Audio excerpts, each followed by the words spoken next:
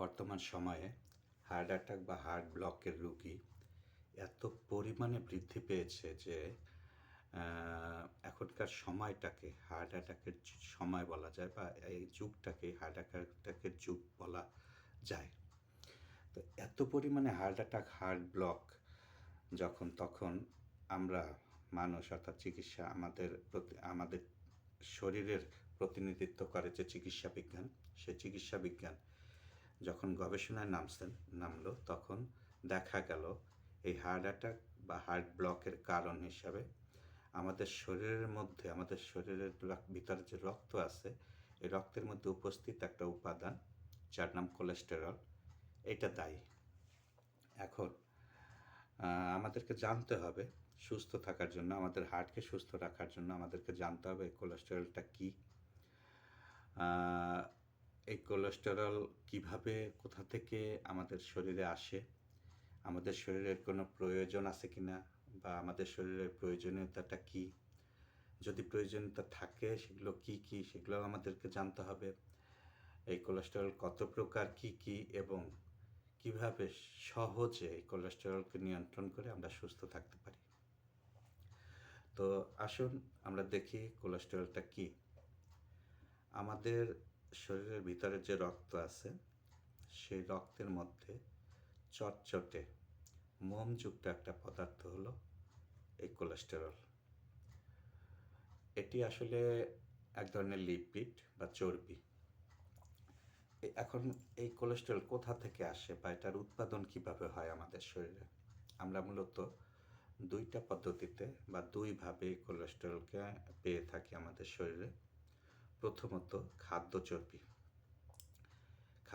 অর্থাৎ আমরা যা খাই তার ভিতর যে চর্বি জাতীয় যে খাবারগুলা খাই তার থেকে কোলেস্টেরল আমাদের রক্তে প্রবেশ করে। এবং দ্বিতীয়ত আমাদের লিভার অর্থাৎ আমাদের যে কলিজা তার কার্যক্রমের মাধ্যমে কোলেস্টেরল উৎপাদন করে আমাদের রক্তে সরবরাহ করে থাকে। অর্থাৎ আমাদের শারীরিক প্রয়োজনে লিভার আমরা যে সমস্ত খাবার নেই সে সমস্ত খাবারের নির্যাস থেকে কোলেস্টেরল উৎপাদন করে আমাদের রক্তে সরবরাহ করে থাকে। তো চলুন, যেহেতু আমাদের লিভার আমাদের প্রয়োজনে এই কোলেস্টেরল উৎপাদন করে থাকে, সেহেতু এর ক্ষতিকর দিক আলোচনায় যাবার আগে এর প্রয়োজনীয়তাগুলো আমরা দেখে নিই। কী কী প্রয়োজন আছে এই কোলেস্টেরলের আমাদের শরীরে। আমাদের মানব শরীরের রক্তে একটি নির্দিষ্ট মাত্রায় কোলেস্টেরল থাকাটা অত্যাবশ্যকীয়, অর্থাৎ অবশ্যই থাকতে হবে, এর কোনো বিকল্প নাই। একটা নির্দিষ্ট মাত্রায় কোলেস্টেরল আমাদের মানব শরীরে থাকতেই হবে। তা না হলে আমাদের শারীরিক বিপাকীয় কার্যক্রম ব্যাহত হয়ে আমরা অসুস্থ হয়ে পড়ব। শারীরিক বিপাকীয় কার্যক্রমটা কী? আমাদের শরীরের ভিতরে যত রকম রাসায়নিক কার্যক্রম সংঘটিত হয় সমস্ত কিছু মিলিয়ে একসাথে এটাকে বিপাকীয় কার্যক্রম বলে।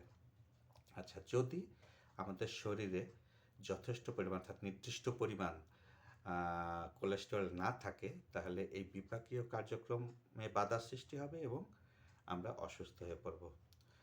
তার মানে হলো আমাদের বিপাকীয় কাজ সুসম্পন্ন করতে এই কোলেস্টেরল অতি গুরুত্বপূর্ণ একটা উপাদান। এছাড়াও মস্তিষ্ক ও স্নায়ুতন্ত্রের স্বাভাবিক কর্মতৎপরতার জন্য কোলেস্টেরলের প্রয়োজন হয়। স্টেরয়েড হরমোন ও সেক্স হরমোন তৈরির প্রধান উপাদানও কিন্তু এই কোলেস্টেরল। ত্বকের লাবণ্যতা ধরে রাখা সহ ত্বকের কার্যক্রম স্বাভাবিক রাখতে কোলেস্টেরল মুখ্য ভূমিকা পালন করে থাকে। এছাড়াও আমাদের দেহের প্রতিটা অঙ্গ যে কোটি কোটি কোষের মাধ্যমে গঠিত, ওইসব কোষের আবরণ তৈরি করতেও কোলেস্টেরলের প্রয়োজন হয়। অতএব আমাদের শরীরের কোলেস্টেরলের প্রয়োজনীয়তার যে বহর তা দেখে আমরা সিদ্ধান্ত গ্রহণ করতেই পারি যে কোলেস্টেরল ছাড়া আমাদের কোনো অর্গানই তার কার্যক্রম সুষ্ঠুভাবে সুসম্পন্ন করতে পারে না। তো এবার চলুন আমরা দেখি কোলেস্টেরল কত প্রকার, কী কী এবং কোন ধরনের কোলেস্টেরল আমাদের ক্ষতি করে থাকে। আমাদের রক্তের মধ্যে যে কোলেস্টেরল রয়েছে, সেই কোলেস্টেরলকে 4টা ভাগে বিভক্ত করা হয়েছে। প্রথমত হাই ডেনসিটি লাইপোপ্রোটিন কোলেস্টেরল বা এইচডিএল। দ্বিতীয়ত লো ডেনসিটি লাইপোপ্রোটিন কোলেস্টেরল বা এলডিএল। তৃতীয়ত ট্রাইগ্লিসারাইড বা টিজি। এবং চতুর্থত আমাদের রক্তে উপস্থিত সব ধরনের কোলেস্টেরলের মোট পরিমাণ বা টোটাল কোলেস্টেরল বা টিসি। এদের মধ্যে এলডিএল অর্থাৎ লো ডেনসিটি লাইপোপ্রোটিন অর্থাৎ এলডিএল যে কোলেস্টেরলটা, সেটা আমাদের হৃদরোগ তৈরিতে অর্থাৎ হৃদরোগ সৃষ্টি করার জন্য প্রধান ভূমিকা পালন করে থাকে। আমাদের শরীরে যদি এলডিএল এর মাত্রা বৃদ্ধি পায় তাহলে আমাদের হৃদরোগের ঝুঁকি বেড়ে যায়। আবার আমাদের শরীরে যদি এইচডিএল এর মাত্রা বৃদ্ধি পায় তাহলে আমাদের হৃদরোগের ঝুঁকি কমে যায়।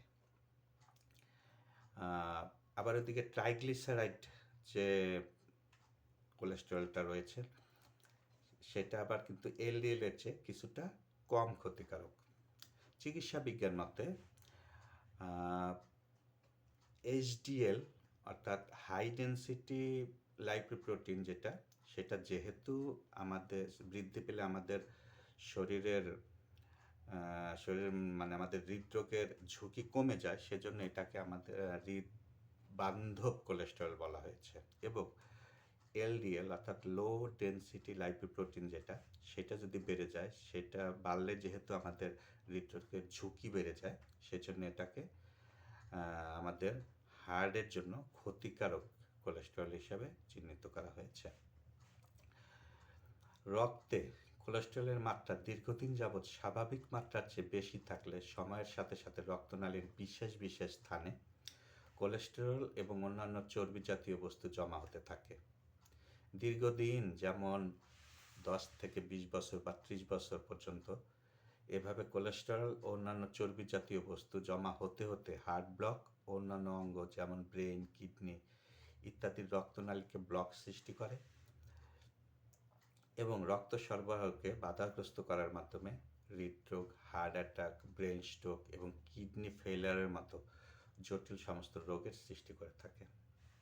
এবারে চলুন সর্বনাশ এই কোলেস্টেরলকে নিয়ন্ত্রণের সহজ উপায় আমরা জেনে নিই।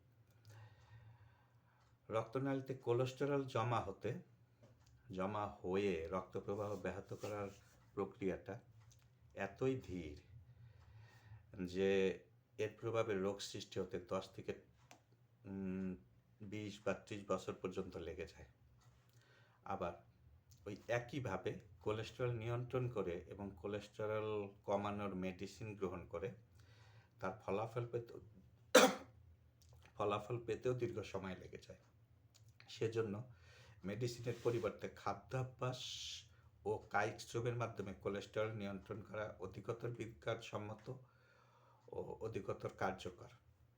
প্রাকৃতিকভাবে কোলেস্টেরল নিয়ন্ত্রণ করা গেলে বা প্রাকৃতিকভাবে যদি আমরা কোলেস্টেরল নিয়ন্ত্রণ করি তাহলে তার সুফলও দীর্ঘমেয়াদী হয়। তাছাড়া মেডিসিনের দাম অত্যাধিক হওয়ায় সব শ্রেণী পেশার মানুষের কাছে এটি গ্রহণযোগ্য নয় বা সবাই মেডিসিন ব্যবহার করতে পারেন না।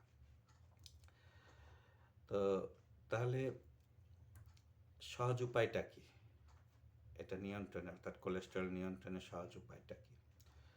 পশু পাখির চর্বিতে প্রচুর পরিমাণে কোলেস্টেরল থাকে বলে হৃদরোগের চিকিৎসায় অধিক চর্বিযুক্ত খাবার গ্রহণ না করার পরামর্শ দেওয়া হয় এবং এটি সব শ্রেণী পেশার মানুষের কাছে গ্রহণ ও পালনযোগ্য একটি বিষয় এবং উপায়। তো আসুন চর্বিযুক্ত খাবার পরিহার করি বা কম খাই এবং আমাদের নিজেদের হার্টকে সুস্থ রাখি। তো বন্ধুগণ, আজকের ভিডিওটা এ পর্যন্তই। চ্যানেল থেকে বের হয়ে যাবার আগে চ্যানেলটাকে সাবস্ক্রাইব করুন এবং আমাকে এ ধরনের সেবা কাজে উৎসাহ দান করুন।